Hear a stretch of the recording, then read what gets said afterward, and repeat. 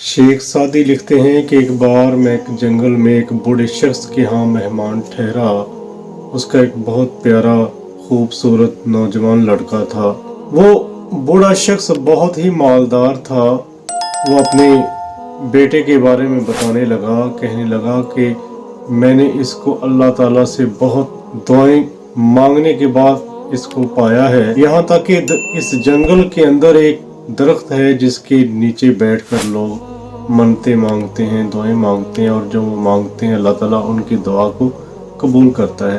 तो वो बूढ़ा शख्स बता रहा है शेख सादी को कि मैंने उस दरख्त के नीचे बैठकर कई रातें अल्लाह ताला से गिड़गिड़ा कर इसको मांगा। जब अल्लाह ताला ने इसको मुझे अता कर दिया तो मैंने इसकी देखभाल की, इसकी परवरिश की, निगहदाश्त की और इसको परवान चढ़ाया। शेख सादी कहते हैं कि मैं बाहर आया तो मैंने उस लड़के को ये कहते हुए सुना कि वो दरख्त का पता चल जाए जिसके नीचे बैठकर दुआएं मांगते हैं और वो कबूल हो जाती हैं, ताकि मैं उस दरख्त के नीचे जाकर बैठकर दुआ मांगूं, अल्लाह ताला इस बुढ़े को दूर कर दे, इसने मेरी जान खाई हुई है। तो नाज़रीन कराम, बात करने का मकसद ये है कि नाखल्फ बेटा और नाखल्फ औलाद ये इंसान के लिए दुनिया का सबसे बड़ा गम होता है।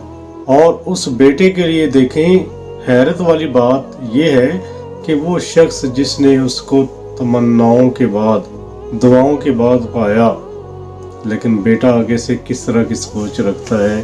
तो ज़माना आजकल इसी तर्ज पर चल रहा है। औलादें नाखल्फ पैदा हो रही हैं और वो बूढ़े अपने माँ बाप की देखभाल, उनकी खिदमत करने का जो मौका अल्लाह ताला उनको फराहम करता है उसको गवा देते हैं और उल्टा अपने वालिदैन की नाफरमानी करते हैं।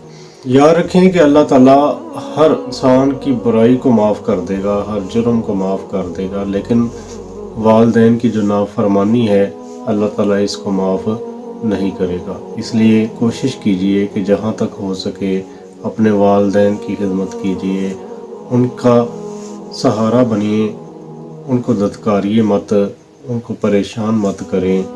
उनके लिए ये मत समझें कि वो हमारे ऊपर बोझ हैं, बल्कि वो अल्लाह की रहमत